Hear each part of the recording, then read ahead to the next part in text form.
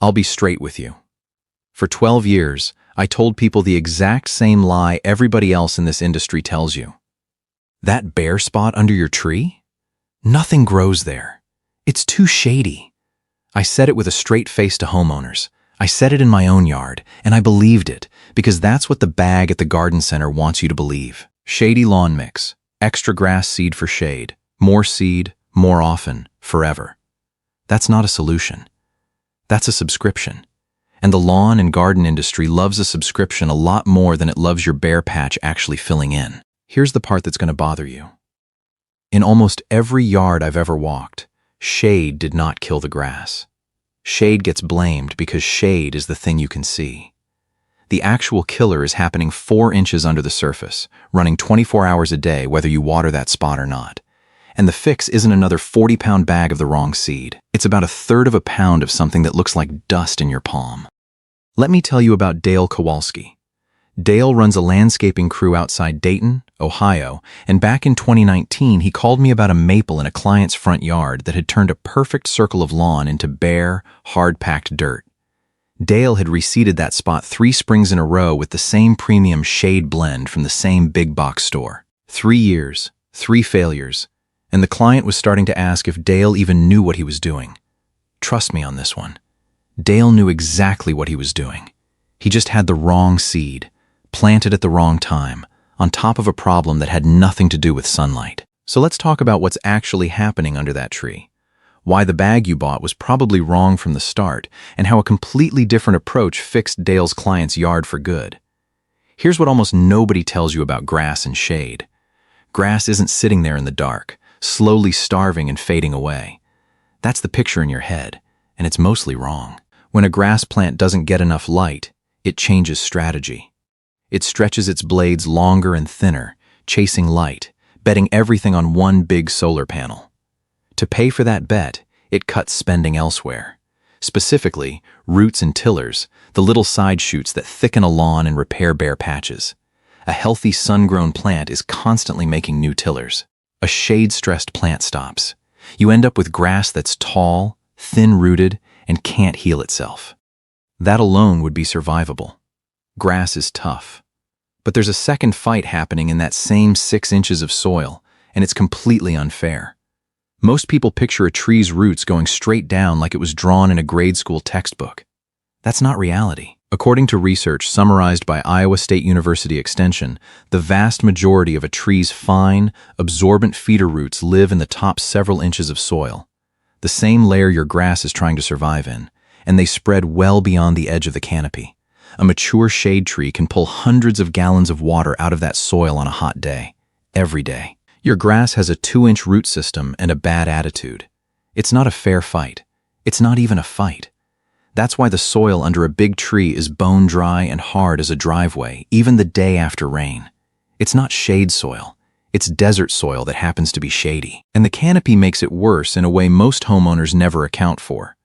A dense canopy intercepts a huge share of every rainfall before it hits the ground, catching it on the leaves where it just evaporates. Penn State Extension has documented this canopy interception effect in exactly the kind of mature shade situations Dale was dealing with in Dayton. Shady, dry, compacted, root-infested, rain-shielded. That's what the industry keeps selling you Kentucky bluegrass for. Now here's where I need 30 seconds of your time, because this is the difference between fixing this problem once and fixing it every spring for the rest of your life. If you're tired of buying seed that dies, chemicals that don't work, and advice from people who've never actually walked your yard, I put everything I know into Larry's 30-day weed kill protocol. It's not just weed control. It's the whole system, soil to seed, that I use on every property I touch, including the shade zones nobody else can fix. Normally $47. Right now it's $17 at lawncarelarrybooks.com. Grab it, come back, and let's finish this. All right, back to it. Not every grass is built the same, and the difference isn't a little more shade tolerant. It's a completely different way of making a living. Every plant has a break-even point for light. Below it, the plant burns more energy staying alive than it makes through photosynthesis. It's running at a loss, and it'll look fine for months before one hot spell ends it. Kentucky bluegrass, which is what's in most bags sold in this country, wants 6+ hours of good light. Push it to 4 hours and it survives while thinning out. Push it to 2 or 3 and it's on borrowed time no matter what you do.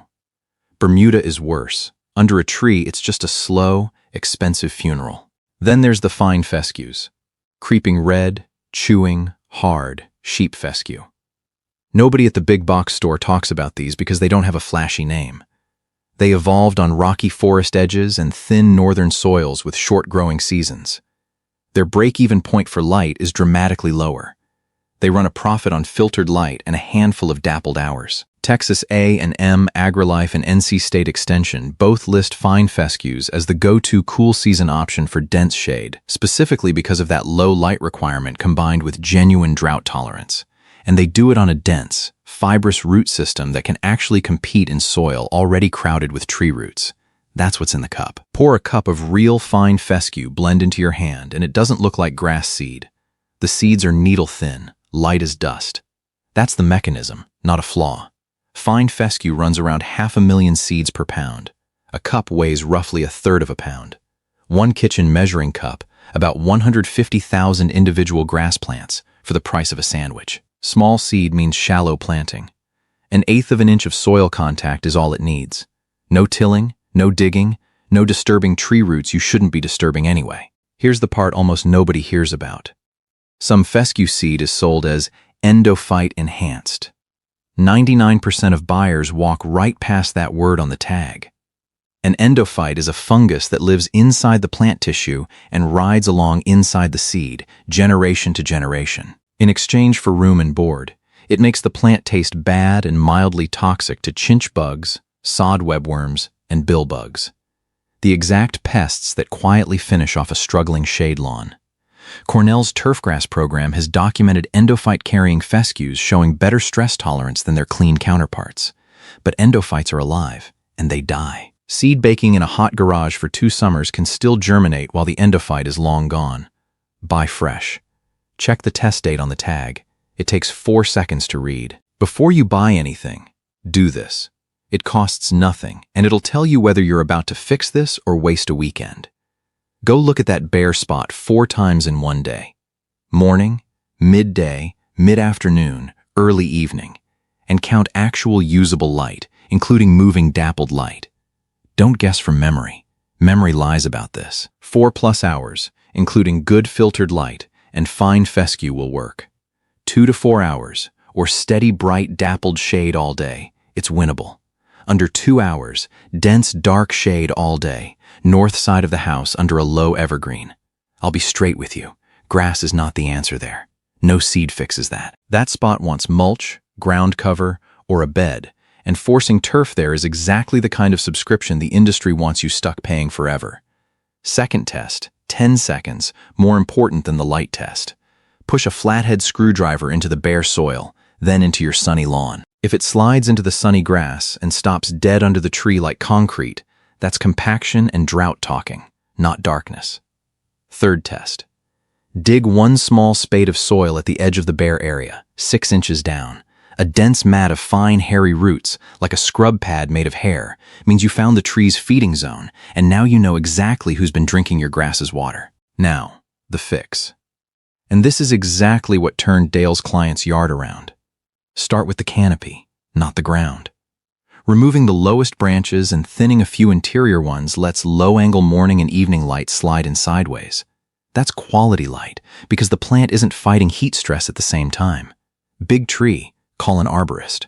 Small, ornamental, you can handle it yourself. Get leaves off fast every fall. A shade lawn is already running at break-even, and 2 weeks under wet leaves finishes it. Seed in early fall, never spring. Spring seeding puts baby grass into a race it can't win. Canopy leaves out in May, the tree starts pumping hard, and summer heat lands before the seedling has roots. Early fall gives you warm soil, cooler air, and a solid root-building window before winter. You're targeting soil temps in the 50s to mid-60s. Rake, don't till. Scratch the surface until you see actual dirt, not matted debris. Never bury tree roots under fill soil. Those roots need air. Sow it heavy, sow it twice, crossing your second pass at 90 degrees to the first, then walk it in or press it with the back of the rake. Water shallow and often during germination. The top inch can't dry out.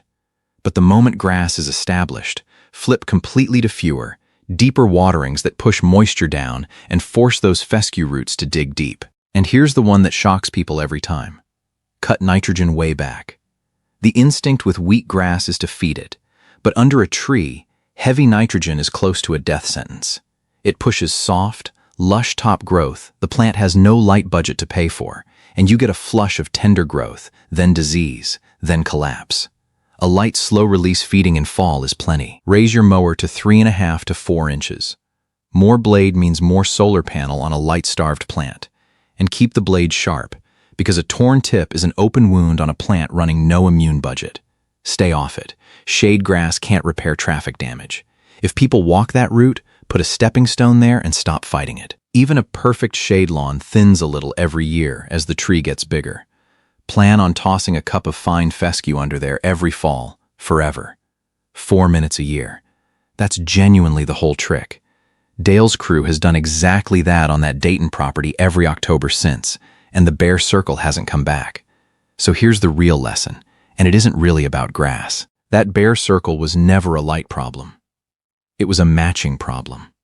You were putting a sun-loving, water-hungry, heavily fed grass into dark, dry, poor, root-crowded ground, and then blaming the ground. The soil wasn't dead, and the spot wasn't cursed. It just needed a different tenant. One that evolved for exactly those conditions and asks for almost nothing. Before you buy another bag of the wrong seed, go do the screwdriver test. That 5 seconds tells you more than every label on that shelf combined. Trust me on this one. Got a bare, mossy circle under a tree in your own yard right now. The one you've given up on? Tell me what kind of tree it is down in the comments, because I promise that detail matters more than you'd think. If this saved you from buying the wrong bag again, hit like and subscribe for more real lawn care. No industry sales pitch. I'll see you in the next one. Happy gardening.